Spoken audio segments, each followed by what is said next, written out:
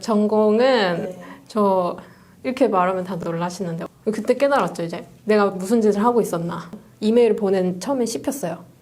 나 한국 사람인데 꼭 사고 싶다고. 내가 이 길을 선택해서 온 건가? 아니면 도망쳐서 실패했기 때문에 도망친 건가? 또 하고 싶은 거를 그때그때 시도하면서 살 것 같아요. 해보니까 좋은 걸 알았거든요. 지속 가능한 패션을 추구하는 슬로우 패션 브랜드 쏘앗의 디자이너이자 대표인 소설이입니다.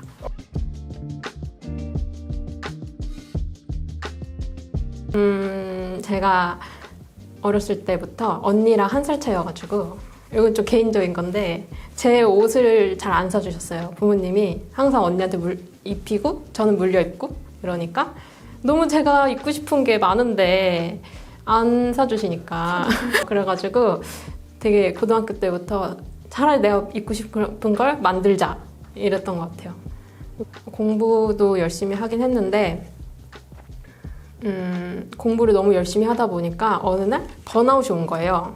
고등학생인데 그래가지고 공부가 너무 하기 싫어서 내가 하고 싶은 게 뭔가 그리고 A4 용지 한 장 이렇게 펼쳐놓고 막 적었어요. 근데 좀 오랫동안 할 수 있을 만한 게 옷인 것 같다라는 생각이 들더라고요. 그래서 딱 결정하고 그 뒤로는 뒤 안 돌아보고 그냥 옷만 해보고 싶다 이런 생각을 했던 것 같아요.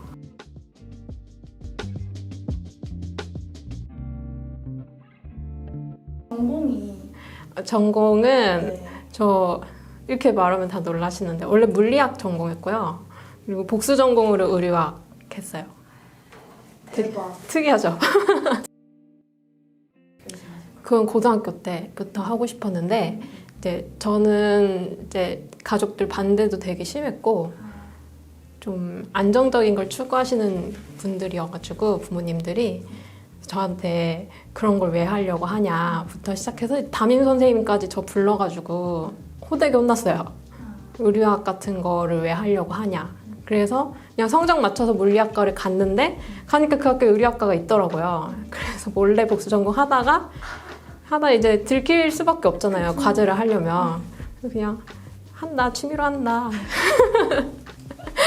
배보다 배꼽이 더 커져버린 상황인 거죠. 근데 또 그때 당시에는 조금 갈등이 있었던 게 주변에서 말리면은 그런 거 해서 돈을 벌어 먹고 살겠냐 막 이렇게 얘기하시는데 그런 얘기 들으면은 좀 흔들리잖아요. 그래서 둘 다 놓지는 않고 일단 끝까지 해보자 하다가 이제 졸업하고 나서 선택을 한 거죠.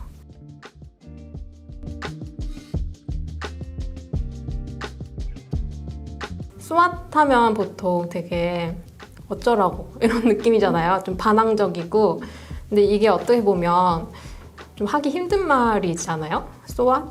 어쩌라고라는 말이. 왜냐하면 내가 누군가한테 이런 말을 했을 때 기분 나빠할 수도 있고 아니면 싸움이 될 수도 있는 말이니까. 근데 이런 말이 필요한 순간도 분명히 있잖아요. 저는 이제 그런 순간이 왔을 때 무조건 용기를 내자라는 생각을 갖고 살던 사람이었어요. 그래서 스왓? 괜찮은데? 이런 생각을 했어요. 저랑 너무 잘 맞는 단어인 것 같아서. 근데 또 이름에 제가 소씨다 보니까 소설이에 어떤 것 해서 풀어도 괜찮을 것 같더라고요. 그래서 냉큼 상표를 등록해버리고.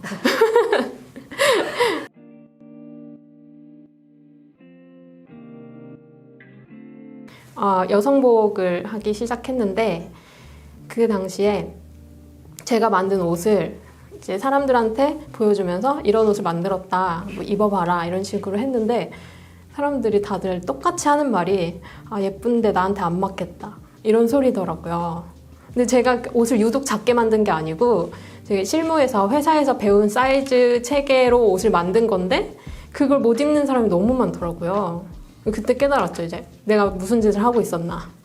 회사에서 보통 만드는 옷들은 일반인들이 그렇게 입을 수 있는 옷이 아니구나 이걸 깨달아서 조금 깨어났다고 해야 되나? 네.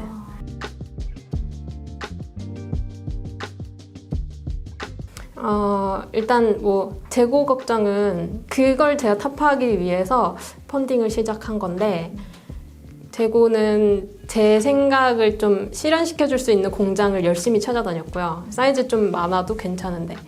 공장 측에서도 안 좋아하는구나. 매우 안 좋아해요. 왜냐하면 잘라야 되는 게 많으니까, 가짓수가.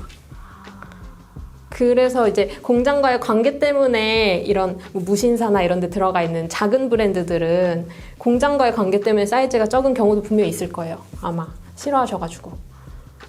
설득을 해야 되니까.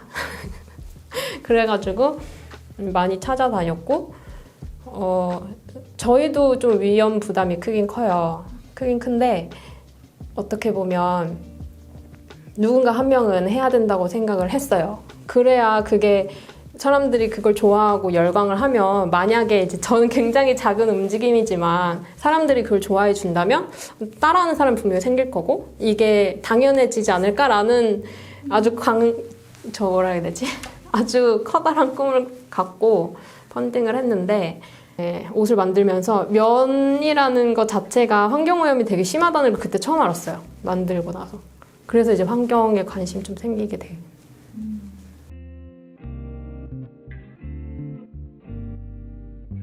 혹시 희그 지수라는 거 모르시죠? 처음 들으시죠? 네. 희그 인덱스라고도 하는데, 이제 그게 뭐냐면 어떤 의류 소재를 만들 때 그 소재 1kg당 들어가는 환경 부담금을 이제 희그 지수라고 해요. 그래서 딱 얘기를 들으면 환경 오염이 될 법한 소재 하면 합성섬유 생각하잖아요. 저도 그랬어요, 처음엔. 근데 알고 보니까 합성섬유는 되게 낮아요, 지수가 생각보다. 이게 생산할 때, 제작할 때 들어가는 환경부담금이라서 천연 소재가 진짜 압도적으로 높거든요. 특히 소가죽이랑 알파카 가죽이 진짜 높고요. 그리고 면원단도 4위예요. 되게 높죠, 생각보다.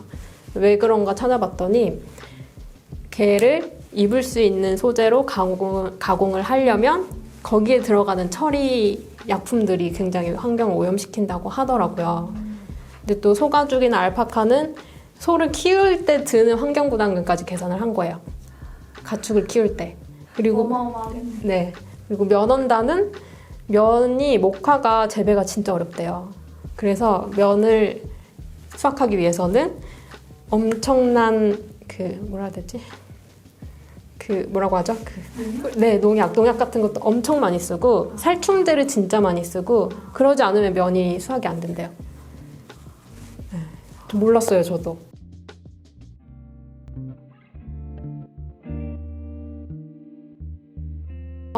이제 멕시코 데세르토라는 기업을 취재한 기사가 하나 있었어요.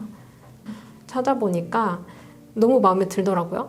소재도 예쁘고, 일단 홈페이지에 들어가 봤는데 어느 한 부분에도 환경을 신경 쓰지 않은 부분이 없더라고요, 제작할 때.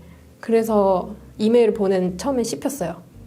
씹혀서 어떻게 하면 연락을 할 수 있을까 해서 모든 방법을 다 찾아서, 나 한국 사람인데 꼭 사고 싶다고, 제발 보내주면 안 되냐 이랬더니, 거기서 이제 좀 한국에서는 그때 당시에 구매하려는 사람이 없었대요. 그래서 되게 잘해주셨어요.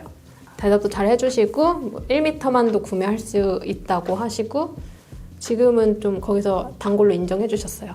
많이 써가지고. 제가 좀 친한 척을 해가지고 제가 뭐 특별한 날 이럴 때 막 건강 조심하라고, 지금 코로나 어떻냐고 막 물어보고, 안 되는 영어 이제 번역기 써가면서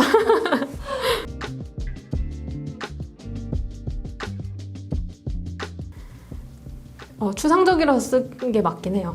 왜냐면 제가 뭔가 행동을 할 때 뭔가 양심에 걸리거나 이런 행동을 하고 싶지 않다라는 생각이 들면 브레이크가 걸려요. 저는 진행이 안 되는 경우가 많더라고요. 그래서 그럴 바에는 내가 무언가를 했을 때 최선을 다해 양심에 걸리지 않도록 최선을 다해 선한 행동을 하자라는 생각에서 선한 패션이라고 그냥 말을 한 것 같아요. 근데 그 분야가 뭐 환경 아니면 여성에 대한 내용, 뭐 모든 분야를 다 아우르고 있어가지고 뭐 한 가지 딱 규정하기가 힘들더라고요. 그래서 그냥 추상적으로 선하게 옷을 만들자라는 생각을 했죠.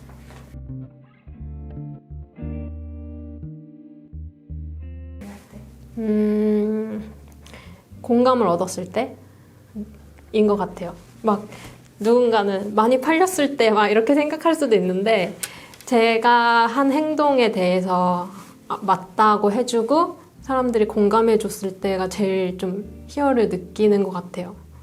때로는 아시다시피 100명이 있을 때 100명 중에 한 명만 맞고 99명이 틀릴 때도 있거든요. 근데 그런 순간에는 한 명 그 옳은 사람이 되게 위축되잖아요. 근데 알고 보니까 한 명이 맞았을 때 그걸 내가 맞다는 걸 좀 증명했다라는 순간이 좀 저는 기분 좋은 순간이지 않을까. 네.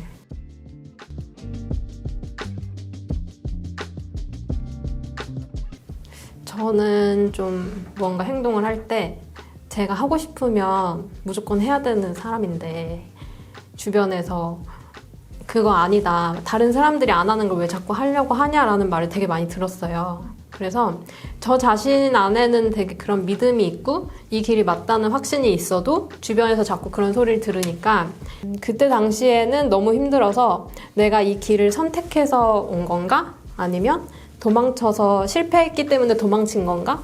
이런 생각이 너무 많이 들더라고요. 그때가 한 2017년부터 18년 정도?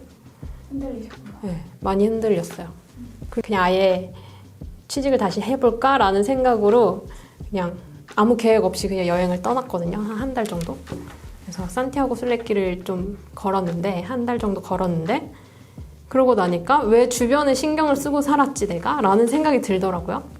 그래서 나를 그냥 믿어보자. 다른 사람들 신경 쓰지 말자라는 생각을 하니까 그때부터 너무 편해지는 거예요.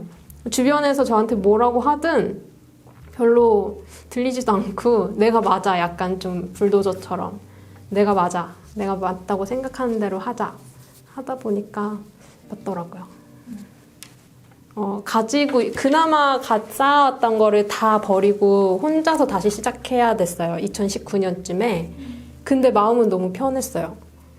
그래서 정말 밑바닥부터 시작하는데도 힘들지 않고 왔던 것 같아요.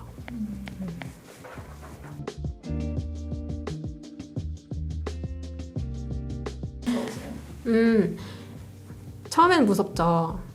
내가 할 수 있을까라는 생각이 진짜 많이 들었거든요. 특히 창업 시작할 때 이럴 때. 그래서 다들 그러잖아요. 창업할 때 성공하지 못할까봐 회사 다니면서 뭔가를 하잖아요. 근데 해보니까 내가 쏟아내지 않으면 안 되더라고요, 모든 게.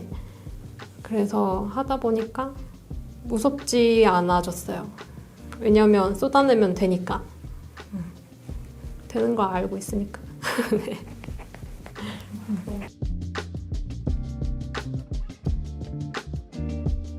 일단 이렇게 하고 싶은 거 도전하면서 사는 사람들이 생각보다 많은 것 좀 아셨으면 좋겠어요.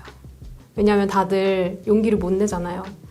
다들 쉽게 도전을 못 한다고 생각을 하고 그냥 이런 꿈은 마음속에 있는 것 뿐이지 굳이 실현시키지 않아도 돼 라는 생각을 갖고 있는 분들이 너무 많아요.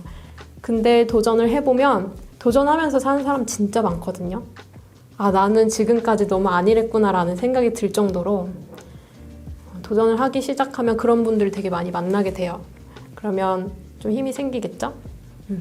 그리고 도전할 때 되게 고민이 많으실 거예요. 왜냐면 내가 맞나? 틀리나? 이런 고민도 되게 많이 듣고 주변 사람들이 너 왜 그래? 너 왜 이런 거 해? 이런 분들도 되게 많고 고민이 많이 될 텐데 아까 말씀드렸듯이 100명이 있다고 100명이 다 맞는 게 아니잖아요. 거기서 다수가 맞다고 해서 그게 정답은 아니잖아요.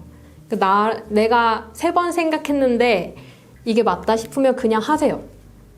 3번 생각했는데 뭔가 걸리는 게 하나도 없어. 그럼 일단 하고 작게라도 시작하고 대신 시작할 때 이게 무조건 잘 돼야 돼라는 생각하지 마시고 되면 좋고 아님 말고 이런 가벼운 마음으로 하면 그럼 이제 아실 거예요. 내가 얼마나 이 일을 하고 싶었는지 깨닫게 되지 않을까. 일단 시작해야 아는 거거든요. 그런 거는.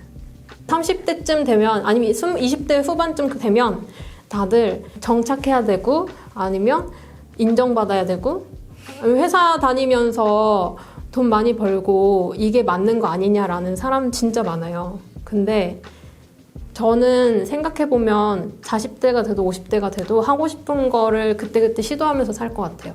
해보니까 좋은 걸 알았거든요. 일단 해보시고 말씀하시라.